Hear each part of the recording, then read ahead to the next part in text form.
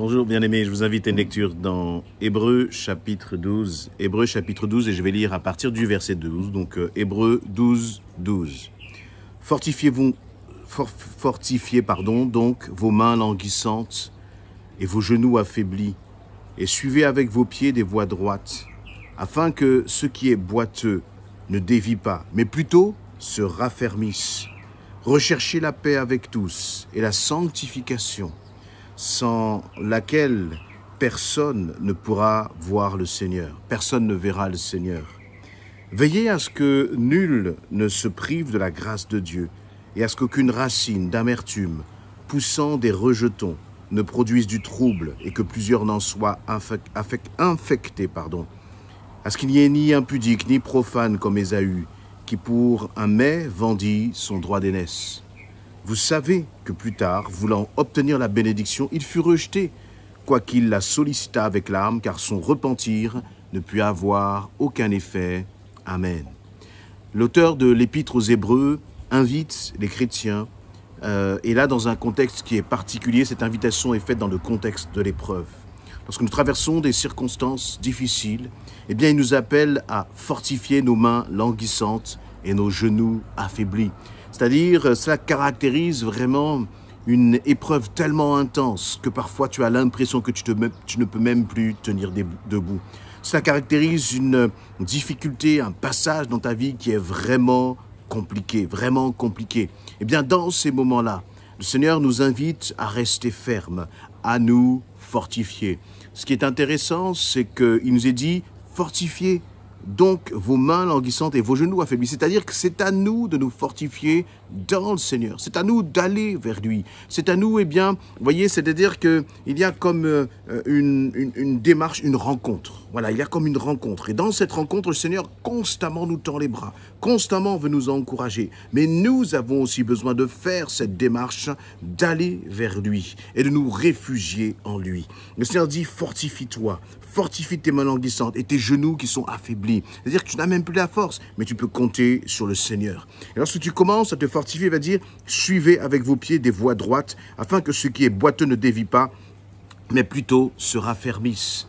Et encore une fois, je remets cette parole dans le contexte de l'épreuve. Il dit, suivez avec vos pieds des voies droites, afin que ce qui est boiteux ne dévie pas, mais plutôt se raffermisse. C'est étonnant qu'il parle de ce qui est boiteux. Et je crois que nous avons là aussi besoin de réaliser à quel point il ne faut pas se faire d'illusions sur notre propre chair. Il ne faut pas se faire d'illusions sur qui nous sommes par nous-mêmes, qui est notre homme ou femme naturel.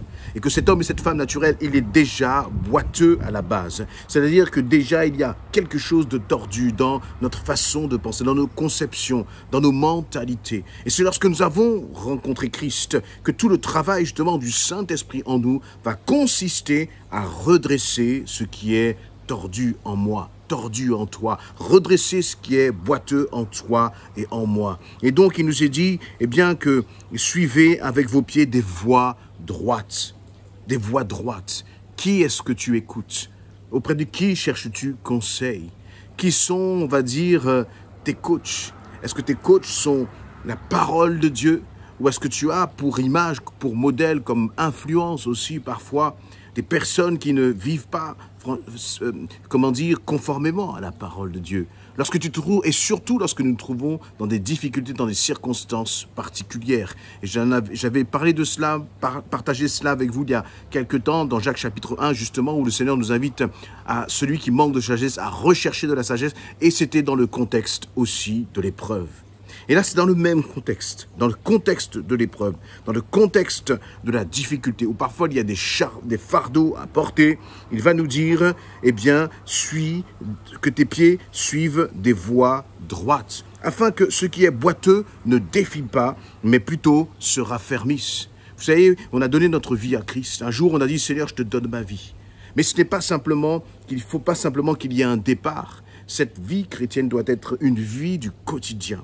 Et ce n'est pas seulement une question de passer par les eaux du baptême. Ce n'est pas simplement une question de dire, d'avoir un jour avoir été touché par la grâce de Dieu, de s'être repenti et d'avoir offert sa vie à Christ. C'est bien plus que cela. C'est une question de marcher chaque jour sur une voie qui est droite. Et qui définit que la voie est droite ou pas?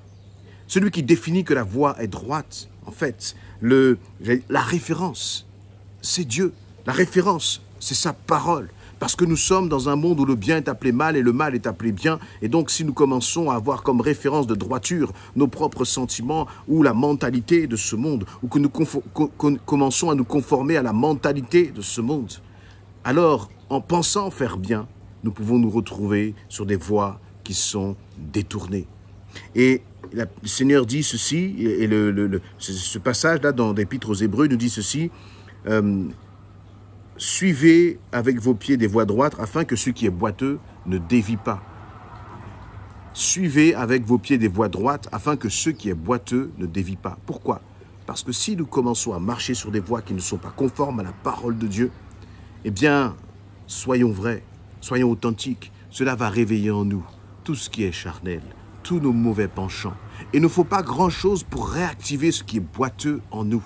Et c'est pour cela qu'il va parler ensuite de la sanctification. Au verset 14, « Recherchez la paix avec tous et la sanctification, sans laquelle personne ne verra le Seigneur. » Vis une vie où tu recherches la sanctification.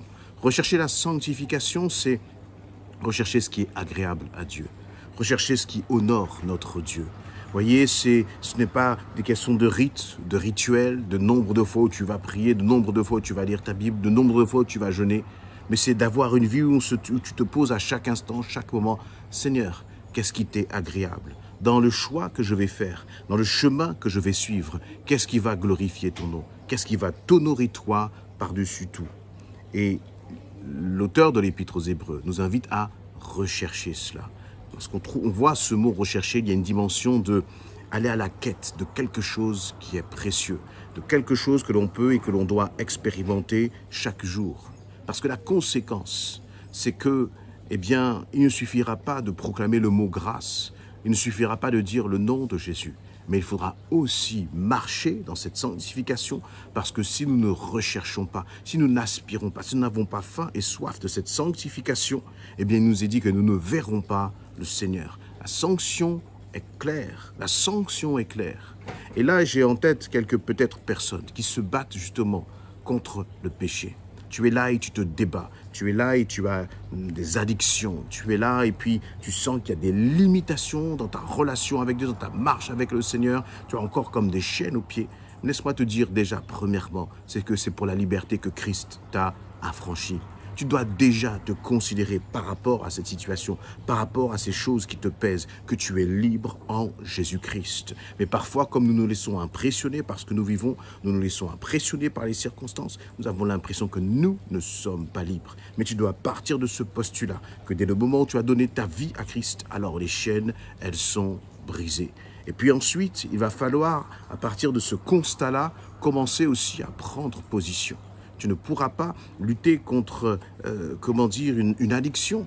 Si à chaque fois tu vas au bureau de tabac jouer des jeux ou des jeux d'argent, tu ne pourras pas dire je suis libre et puis à chaque fois avoir un paquet de cigarettes dans ton sac. Tu ne pourras pas à chaque fois dire je suis libre vis-à-vis de l'impudicité et puis regarder des choses qui justement vont te faire tomber. Donc non seulement tu dois proclamer que tu es libre en Christ, mais tu dois aussi préserver ton cœur, tu dois aussi préserver tes relations, tu dois aussi préserver tes habitudes et avoir des habitudes qui t'aident à marcher justement sur cette voie droite. Parce que sinon, ce qui est boiteux en toi risque de se réactiver. Par contre, si tu commences à rechercher la sanctification, eh bien le Seigneur nous dit que ce qui est boiteux va se raffermir. Et là, ce qui est boiteux va se raffermir, c'est vraiment l'image d'une transformation. Et je dirais même l'image d'un miracle que Dieu est capable d'accomplir dans ta vie. Mais pour que ce miracle s'accomplisse, pour que ce qui est boiteux soit raffermi, devienne droit en toi et dans ta vie, il va falloir que toi aussi tu fasses ta part. Christ sur la croix, il a brisé le pouvoir du péché. Christ sur la croix a tout accompli. Mais maintenant, c'est à toi de faire ta part pour que justement cette victoire devienne une réalité dans ta vie. Amen. Et je terminerai juste sur ce verset 14 lorsqu'il dit « Recherchez la paix avec tous ».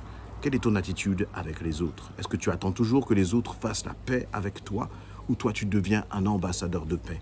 Parfois la paix avec l'autre ne dépend pas de nous. Mais en tout cas pour ce qui dépend de ta part, le Seigneur te donne une responsabilité et il te dit, recherche la paix. Sois un homme, une femme qui a faim et soif de procurer la paix avec tous. N'essaye pas d'être en paix avec seulement les personnes que toi tu as choisies. N'essaye pas d'être en paix simplement avec les personnes que toi tu aimes. Mais le Seigneur te demande de rechercher la paix avec tous. Et là c'est intéressant parce que comme je disais, la paix ne dépend pas forcément de toi. Elle peut dépendre aussi des autres. Mais ta responsabilité, c'est en tout cas de la rechercher avec tous ceux qui sont autour de toi. Avec qui dans ta famille n'es-tu pas en paix? Avec qui dans ton église n'es-tu pas en paix? Avec qui parmi tes collègues de travail n'es-tu pas en paix? Le Seigneur te demande de faire une démarche pour rechercher cette paix. Et c'est intéressant de voir que cette dimension de paix et de sanctification, elles sont liées. Parce que si tu es en guerre avec les autres, ton cœur ne peut pas être en paix. Et si ton cœur n'est pas en paix, parce qu'il est rempli de rancune, de colère, tu ne peux pas marcher dans la sanctification. Alors, soyons pratiques dans notre relation avec Dieu. Pour synthétiser, le Seigneur nous demande de marcher sur des voies droites. Alors, aie une conduite qui honore ton Dieu, et des relations, des discussions, des occupations qui honorent ton Dieu. Recherche la sanctification et tu verras la gloire de Dieu. Amen.